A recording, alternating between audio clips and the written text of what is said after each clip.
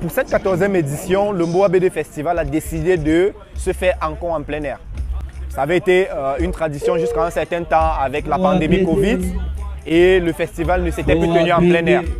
Le festival se tenait toujours dans les murs. Donc, pour cette 14e édition, le Mboa BD Festival se tient à l'esplanade du Monument de la Réunification.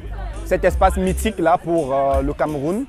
Et donc, va se tenir pendant 4 jours, du 22 novembre au 25 novembre. J'ai trouvé des bandes dessinées camerounaises qui étaient bien. Les images étaient bien dessinées. La bande dessinée, c'est quelque chose que j'aime bien, j'ai grandi avec. Et mes enfants aussi sont aussi en train de grandir avec. Je pense que ce sera chaud à la maison parce qu'il y a des lecteurs. Et je vais me donner un peu de temps pour lire avant les autres. Sinon, ils vont lire et ils vont garder pour eux.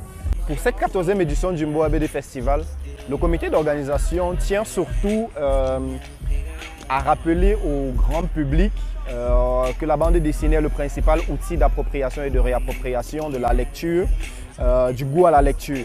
Et surtout que la bande dessinée devrait faire partie de notre quotidien. Ce n'est pas la première fois que je viens au Mboa BD.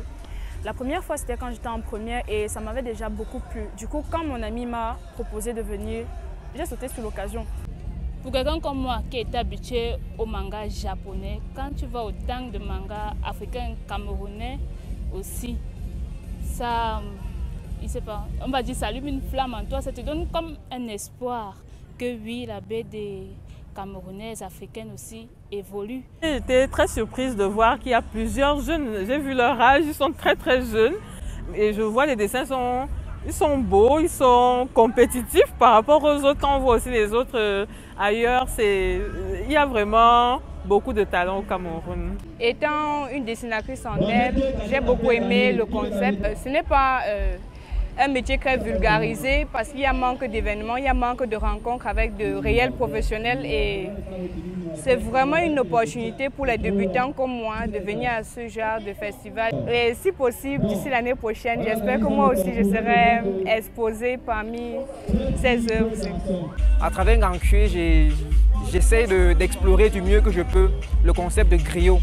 J'essaie d'explorer aussi la dimension surnaturelle que les griots présentent. Je ne veux pas seulement me limiter à la dimension que beaucoup connaissent des griots, à savoir celle des conteurs de chants qui racontent des histoires où ils vécuvent des leçons. Beaucoup ne savent pas en fait, mais les griots ont une dimension spirituelle encore plus importante que ça. Il y a pratiquement 2-3 mois, on a découvert donc les nouvelles formes d'artistes qui sont appelés les IA artistes.